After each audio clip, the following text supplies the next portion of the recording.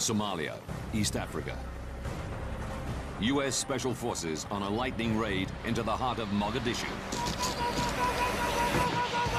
We're going to own this place in a week. You know, we're Delta, we're Rangers, we're SEALs. Like, we take this place down. 2 Black Hawk helicopters are brought down by a hostile militia. And at that point, we all knew that the mission had changed. 99 U.S. soldiers are trapped in the city overnight as armed Somalis close in on their positions.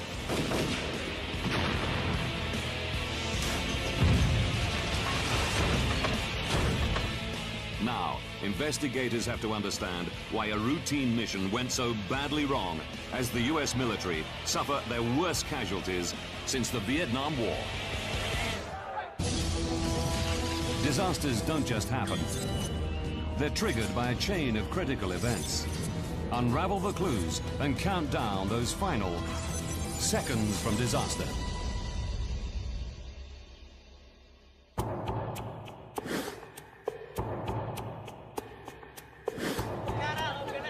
October the 3rd, 1993.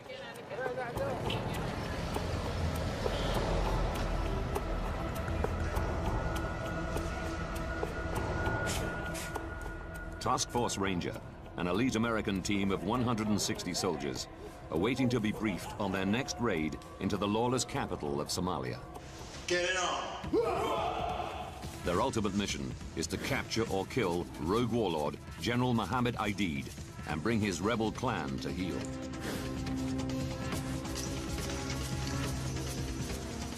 Local intelligence sources have identified high-value targets, Klansmen loyal to Aidid, gathering in a location downtown. Today, the Rangers are going to bring them in, dead or alive. 1532.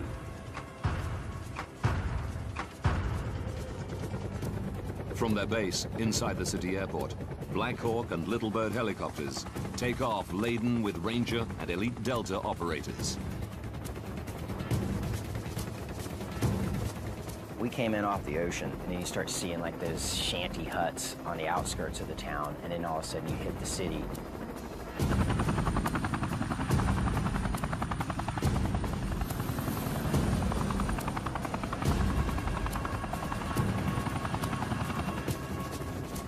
In Black Hawk Super 6-4, they prepare themselves for the assault.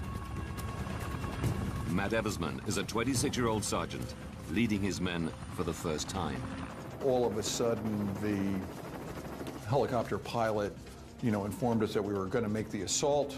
And this emotional rush of adrenaline, and we're going to go from 2,000 feet or so above sea level down to 40 feet. And I mean, it's the most incredibly exciting, scary ride that you could imagine. The target of the raid is a 3-story building in the hostile heart of Mogadishu. The assault team expect to be in and out in about 30 minutes. Our plan was to establish a cordon around that building, and then we would bring the Delta people in the smaller helicopters right in on top of the building, and we would go in and capture those people. 1542. When in position, the Rangers will fast rope down from the hovering Black Hawks. They are divided into 4 teams known as chalks. Each chalk is to secure a different corner of the building.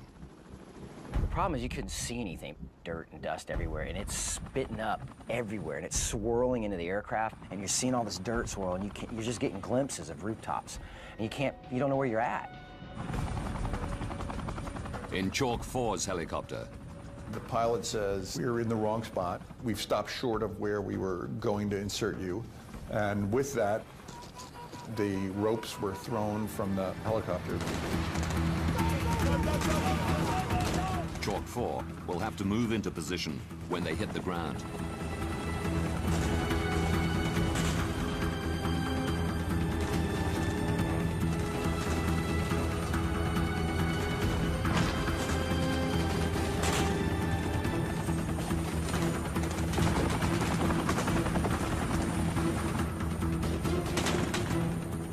probably halfway down the fast rope and saw the body of one of our Rangers, young Todd Blackburn, lying on the ground. And my first instinct is that we're taking fire and somebody's already been shot. And I haven't even gotten on the ground.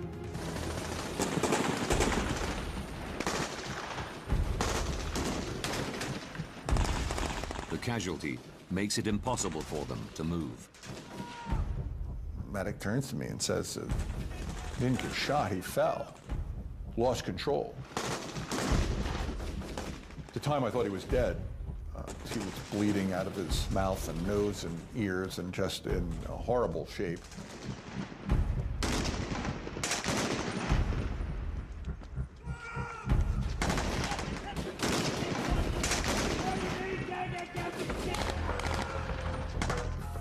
Chalk 4 need to get to the target building to protect the rest of the assault force. But they're pinned down a block to the north. The Delta Force assault team penetrates the target building and searches for ID's henchmen.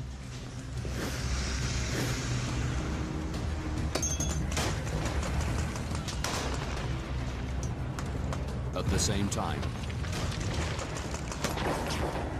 a large extraction convoy arrives at the target building. Its job is to bring everybody back home. The Delta and Ranger teams and their prisoners. This is Uniform 64. We're in position for extraction. Over. In the lead vehicle is Battalion Commander Danny McKnight. I got to the holding position I was supposed to be at. I could see the target building, and then I was just waiting for the call.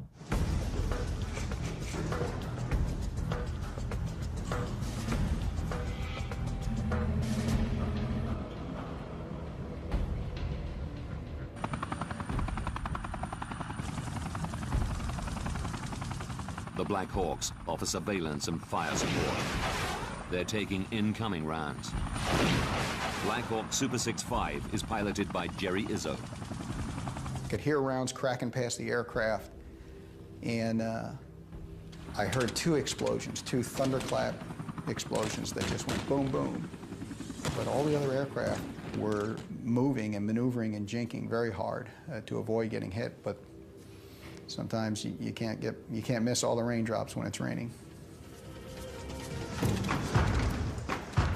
1600. 23 Somalis are taken, including 2 of Aidid's most senior henchmen.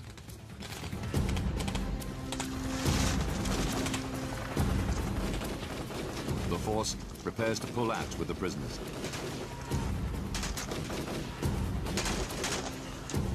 Three vehicles from the extraction convoy are dispatched north to rendezvous with Chalk 4, where Todd Blackburn lies hurt.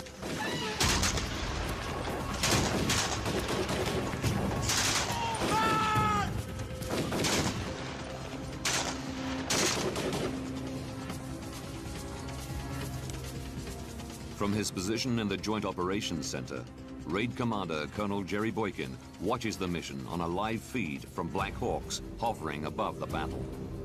Colonel McKnight, go ahead and take the detainees and take them back to base. Roger that. They captured the people they went after very quickly with relatively little resistance, and were ready to extract them quicker than I had expected, actually.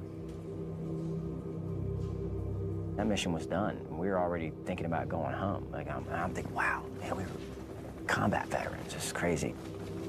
I wonder if they're going to give us a badge, and that's what we're all thinking. It's time to go home.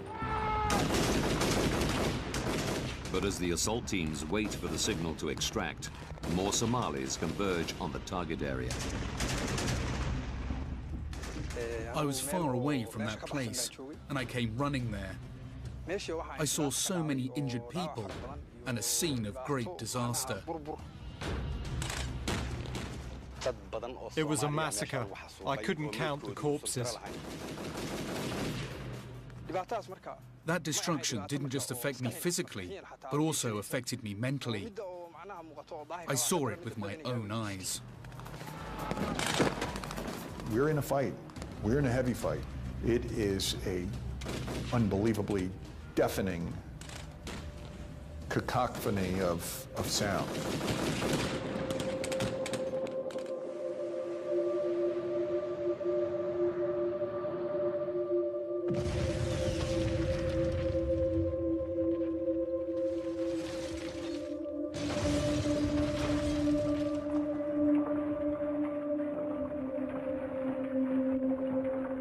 The gunfire is so loud that your teeth hurt.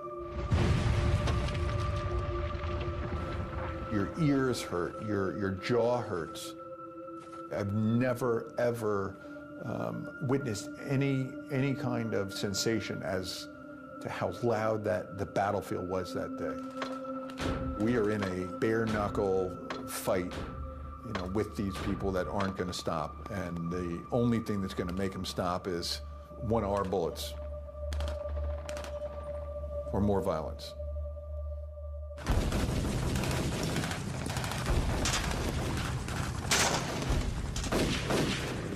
In the sky above, the circling Black Hawks are also in trouble.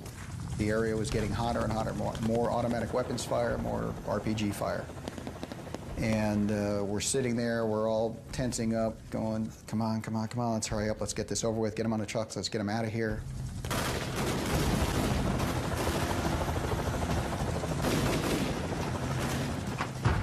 $16:20.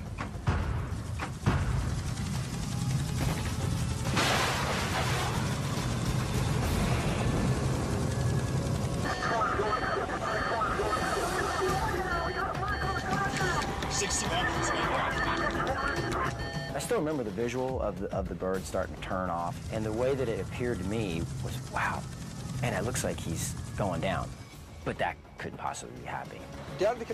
I saw it with my own eyes. I was extremely excited and happy when I saw the Black Hawk crashing. I looked up and I saw pieces flying off this Black Hawk, and I just saw it twisting and spiraling.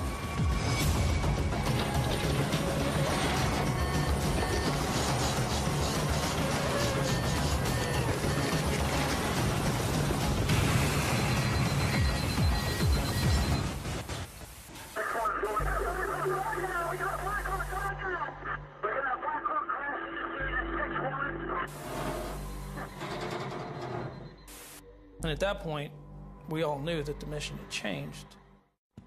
The Black Hawk has crashed 3 blocks northeast of the target building. Crowds of Somalis race towards the crash site.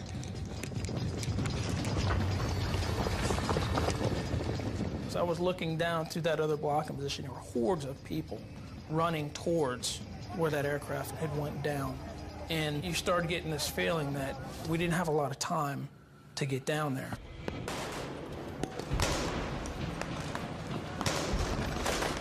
The extraction convoy is diverted straight to the crash site. Right, right, right!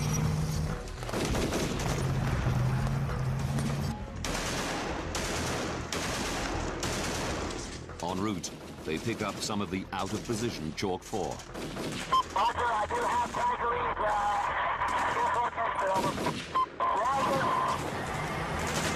Colonel McKnight pulls up in his Humvee.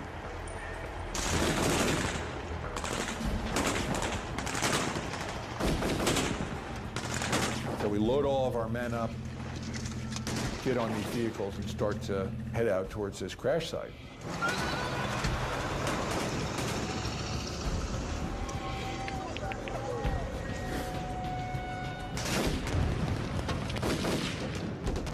Chalk Team 2 is on foot, also trying to get to the crash site and the safety of the extraction convoy. And I heard a yell.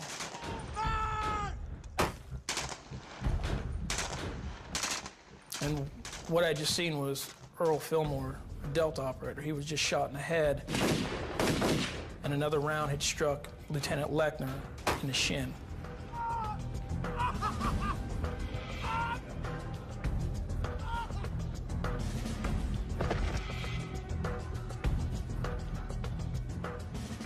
I remember looking across the street and thinking, man, how did that just happen to the Delta operator? Because you know he's doing everything right.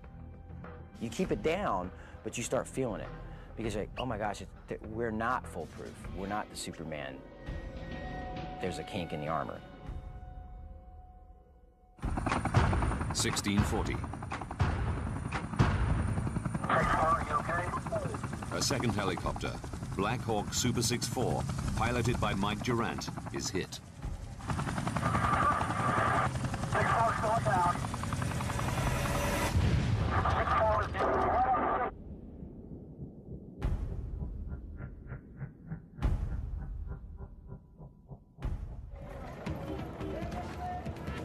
Hostile crowds begin moving towards the second crash site. Well, it was about 1,800 meters from the first crash site. We had sent everybody to the first crash site.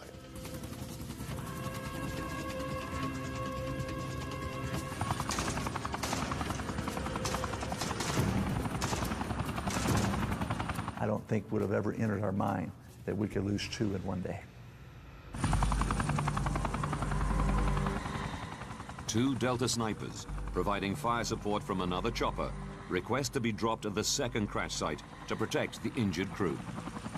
There was nothing to support them with. It would be 2 guys against an unknown number of Somali militiamen. I had to deny. Their chances of coming out alive were not good. In fact, we even posed that question to them. Do you understand? Yes, they said. But as Somalis close in on the crash site, Colonel Boykin realizes he has no other options. Put them in. He needs to buy the injured crew some time.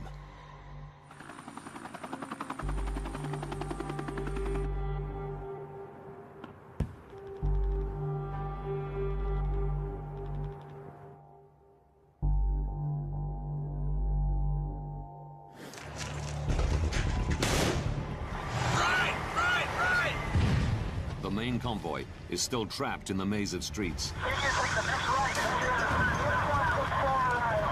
Unable to get to either crash site. We go through this hellacious fight and the situation I described with these Somalis on both sides of the street shooting at each other. One of our lead vehicles was moving up a road. RPG flew over the hood.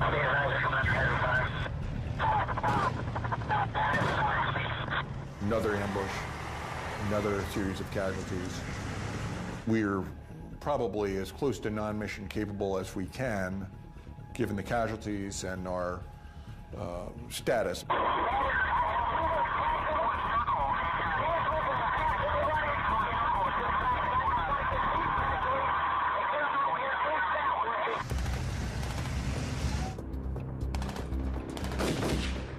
The convoy, severely decimated, abandons its search for the first downed Black Hawk and begins fighting its way back to the American base.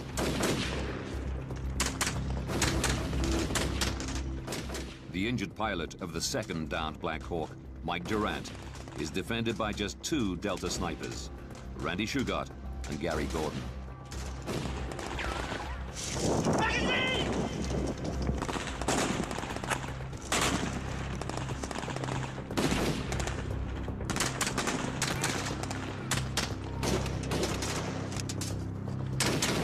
Mike told us later that Randy Shugart yelled out, "Gordy, I'm hit."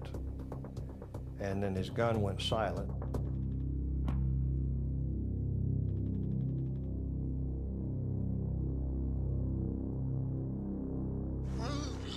Somali crowds overrun the second crash site. They set upon the survivors and the bodies of the Delta snipers.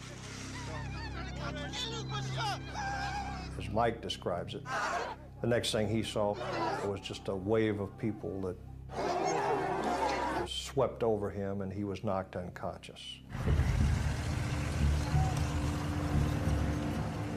The main convoy, badly battered, returns to base. 99 Rangers and Delta remain in the city, trapped and surrounded in positions around the first downed Black Hawk.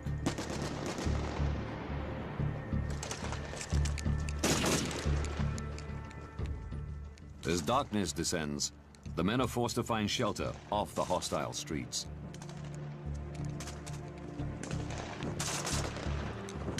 We were kind of angry that it had come down to this where we were sort of on the defensive. We were the Rangers. We had Delta. It's 160th up in the air. Like, there's no way that these guys could have us on the retreat. It's crazy.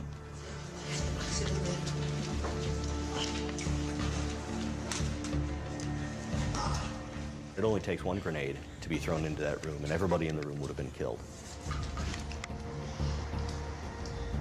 It's a scary mental state to be in when, you know, you very well might not live through the night.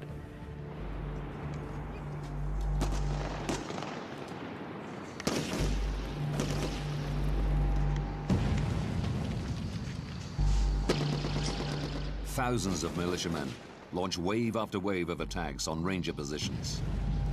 Little Bird helicopters are dispatched in a desperate bid to hold the Somalis back.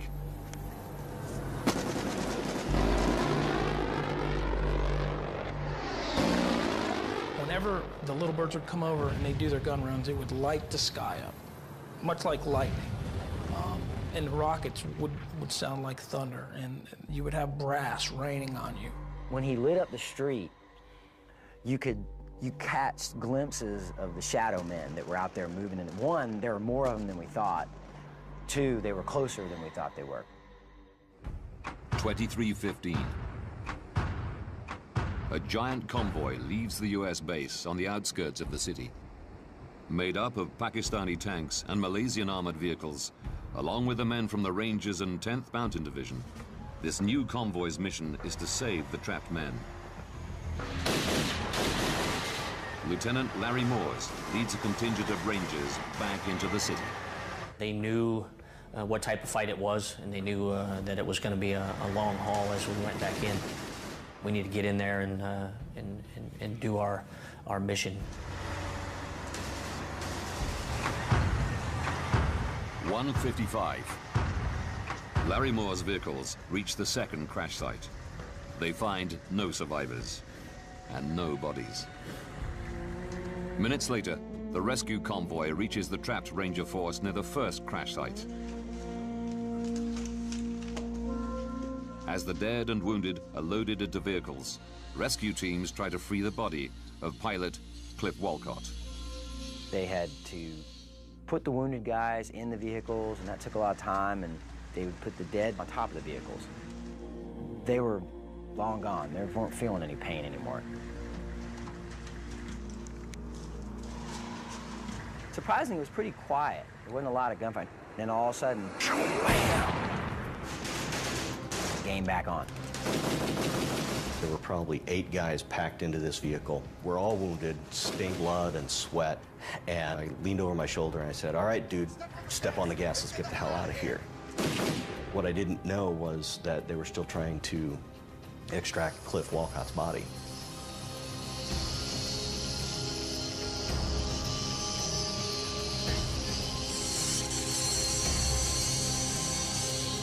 No one was going to leave until we got them out of there. So they stayed until they were able to pull the airplane apart.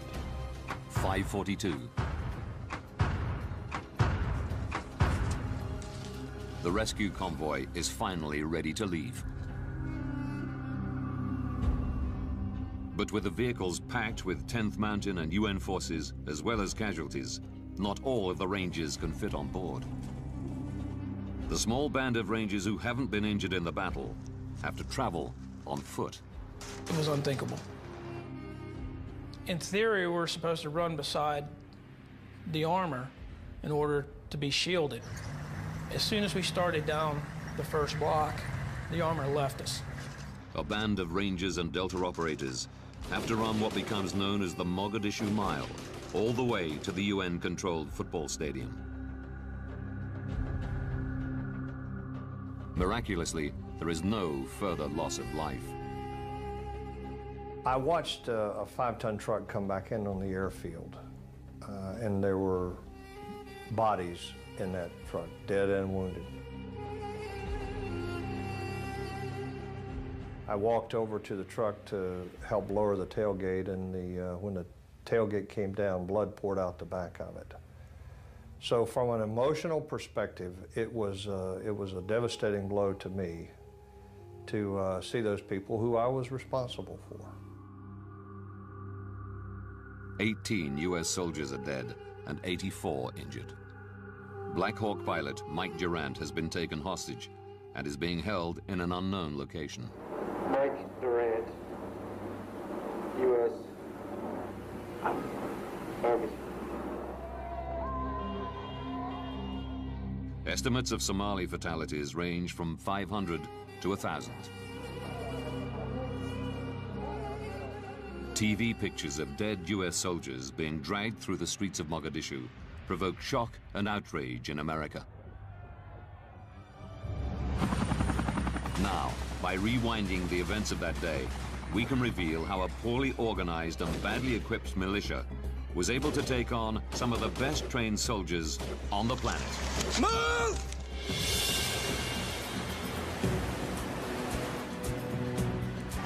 U.S. troops had initially been sent to Somalia as part of a UN force on a humanitarian mission in March of the previous year. Their task was to protect and distribute supplies in Operation Restore Hope. Spread it out. Let's make sure the crowds aren't jumping on, stealing the grain. They're getting a little more unruly every day, so we need to go out there and provide security.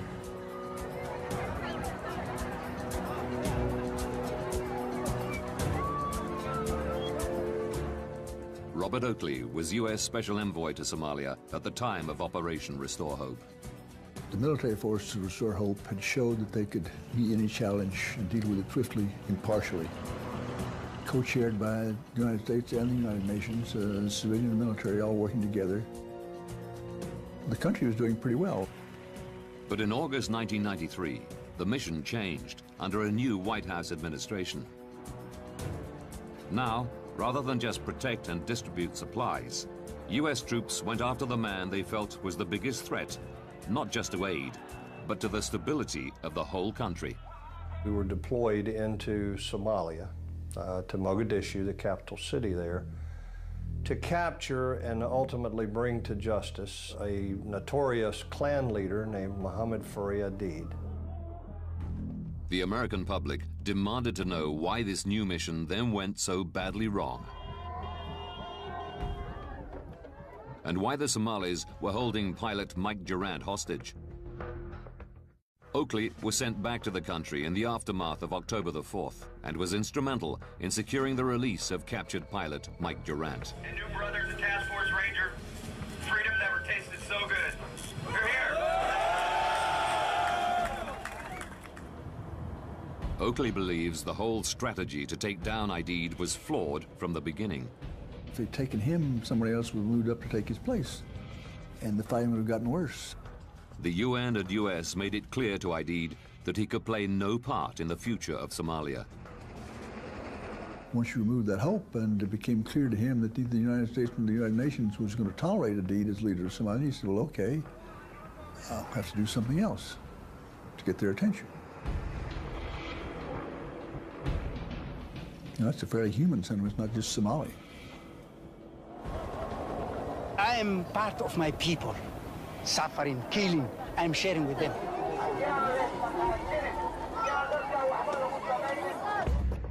Mark Bowden, author of best-selling account Black Hawk Down, interviewed many of the Rangers and Delta soldiers that were there that day, as well as members of Aidid's militia. I think the Somali people were still divided in the spring of 1992. There were many who welcomed the presence of the UN, who were hopeful. When they first entered the country, they brought aid. We welcomed them, and we waved flowers. By summer of 1993, this mixed picture had changed. One event back in July brought people together from across clan lines. The UN at one point surrounded a building where a number of top clan leaders were meeting to, as it happens, to discuss whether or not to support Aidid in his effort against the UN. The UN were determined to punish Aidid's militia for the slaying of 24 Pakistani peacekeeping troops the previous month. The clan meeting seemed to provide a perfect opportunity.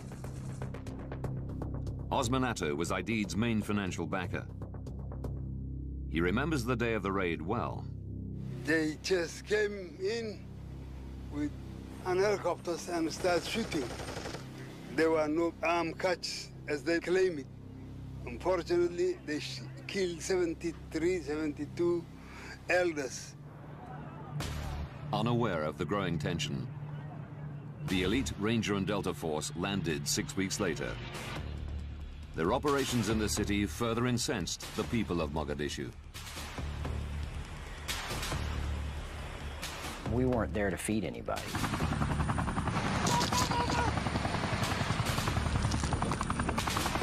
Put them on the ground!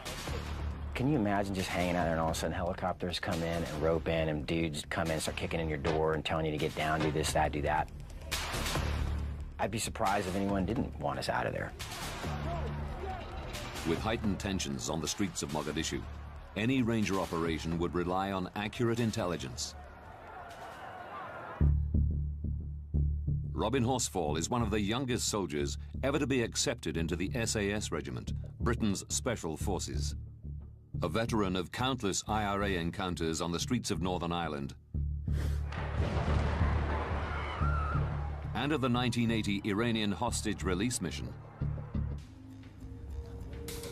And Horsfall believes that against this background of rising hostility, there were a number of key tactical mistakes made, starting with the assault plan itself. The assault plan on the building was fairly simple. The Black Hawk helicopters came in and the Rangers fast roped down on 4 different corners around the target building. At the same time, Delta Force came in on the Little Bird helicopters, jumped out the helicopters and carried out the assault on the main building. It was a plan that could rapidly be put into action any time General Aidid and his henchmen showed their faces. Task Force Ranger needed an immediate action plan. They needed something that they could use at a moment's notice to deploy quickly onto the ground. If they had to take a long time and make long preparations, then there was a good chance that the target wasn't going to be where intelligence had said he would be. The simpler you keep it, the better it is. It doesn't mean that you can't change something up. You're not going to do it exactly the same way every time, but it's called having a template. The basic template had worked numerous times before, but not this time. And Horsfall has a theory why. In the 70s and 80s, when we were working against the IRA in Northern Ireland, we were always taught that we didn't repeat anything.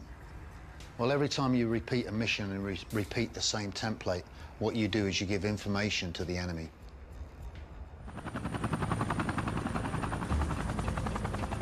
It meant once the militia knew where the Rangers were heading, they were ready. As the Ranger chalks inserted, Battle Overwatch relayed reports of militia massing in the target area. They told us that there were people on the objective. They'd seen heavy weapon systems. They'd seen machine guns. They'd seen people, so they knew we were coming. So this was going to be a little bit hotter. Aidid's militia also had a counter-strategy to try to bring down a Black Hawk helicopter, suck in the Rangers to the crash site, and surround the area with hostile militia. Aidid had actually thought, well, if they bring in the helicopters again, if they mount an assault with the same pattern as before, we're going to be prepared for it. We're going to put RPG-7s in the surrounding area and use those to attack any helicopters that are coming in. Aidid should not have been underestimated. We used all the means available to the Somalis to shoot down the helicopter, because helicopters, it was our main enemy. The Ranger Force didn't think a primitive rocket-propelled grenade was capable of bringing down a Black Hawk. It had never happened before, but Aidid had identified a weakness he could exploit.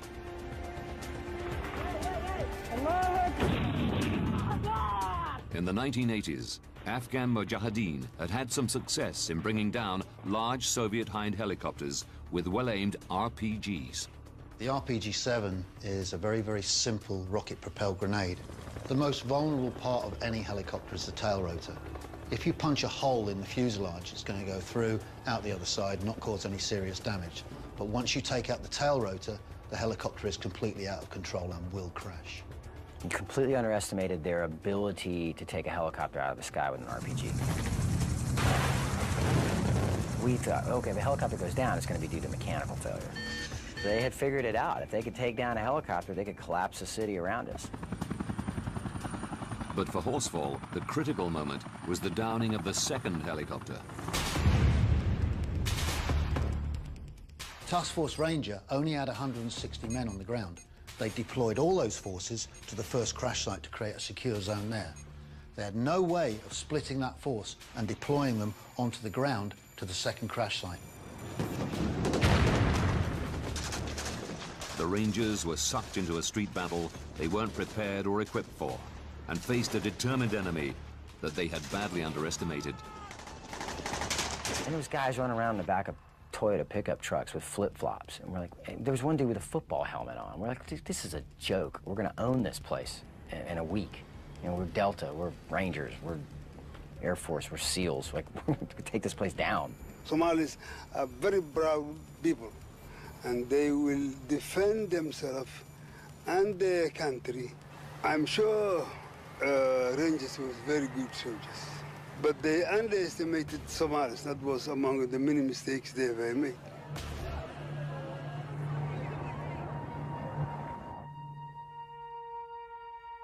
The small assault force found themselves in isolated positions in the city, surrounded by a militia fighting on familiar streets. Well, if we look at the target area, for example, we can see here that the buildings are very densely packed together. The chances are you only got enough width for one vehicle to move along these roads. That means that people can drop grenades, fire immediately down on top of you. You can easily be ambushed. Once you get in there as well, it's very easy to get lost. Street fighting is one of the most costly forms of fighting in any kind of war, and most generals try to avoid fighting in towns. Mogadishu has been in an almost permanent state of conflict since the overthrow of President Saeed Barre in 1991. There is no effective government, police, or infrastructure. It's left the streets a battleground. You know, every door, every window, every alley is a threat. They are fighting in darkness. Everything is as enemy. The trees are enemy, the suns are enemy. The poor guys cannot fight with someone in his hometown.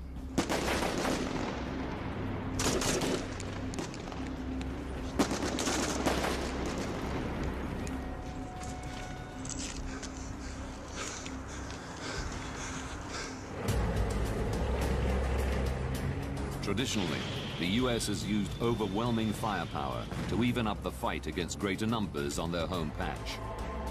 But Horsfall believes that it was exactly these types of weapons that weren't available to the Ranger Force.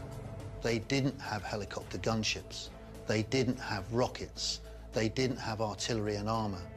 And consequently, their decisions to carry out aggressive operations of this nature without those support elements actually made them a very, very weak force on the ground.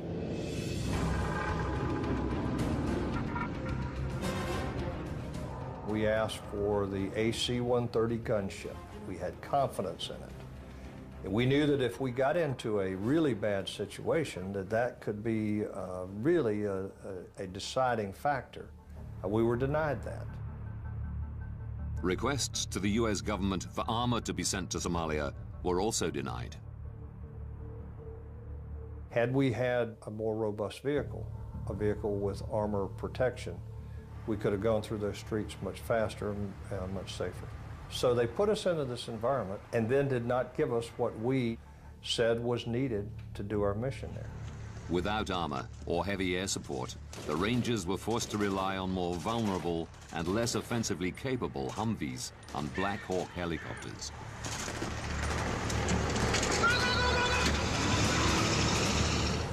Those decisions made at political levels didn't take into consideration the tactical effect on the ground. Once again, U.S. leadership had made a critical miscalculation of the scale of the task. it wasn't just those at the top who underestimated the Somalis' ability to mount such a large counterattack. Soldiers on the ground also made critical planning mistakes. The raid was designed to take less than an hour, so they left behind heavy body armor plates, night vision equipment, and even canteens of water. It seems as if everybody had taken loss of their senses, but at the time, it truly was thinking it was for the good of this mission. We'll be lighter, we'll be able to go. I kind of looked at Jeff and I said, okay, what time is it? 2:30. I said, okay, how long do missions last? About 45 minutes. Okay, all right. Now, why are you going to take night vision goggles when it's a daytime mission? Bad idea. Once the night came down, they were left as a very small force surrounded by an enemy with vastly superior numbers. And had they taken those night viewing goggles, they would have had an advantage that could have made a huge difference to the amount of casualties taken. Now, we can reveal the chain of events that led to America's biggest loss of life in combat since the Vietnam War. 68 minutes to disaster. An elite assault force is sent on a raid into a hostile Mogadishu.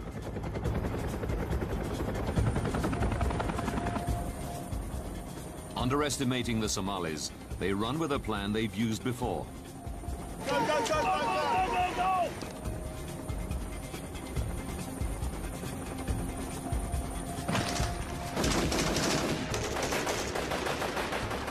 40 minutes to disaster. Poor intelligence leaves them facing an enraged enemy who know they're coming. 20 minutes to disaster. The Somalis deliberately target American Black Hawk helicopters with RPGs. 61 is going down. The troops defend the downed aircraft. Seconds to disaster.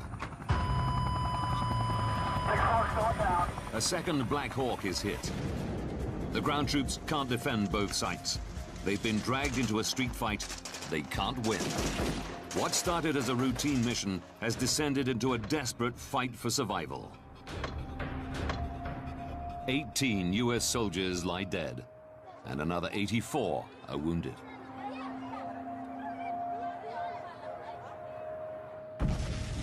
The mission was militarily a success. The targets were captured, and huge losses were inflicted on Aidid's militia. But the Rangers' casualties and TV pictures of bodies being dragged through the streets forced the withdrawal of all American forces from Somalia. When you're sending a group of American soldiers to a place like Somalia, which most Americans couldn't even find on a map in 1993, with the idea that they're, just doing this humanitarian gesture at the behest of the UN, there's a very low tolerance for loss of life in a mission like that.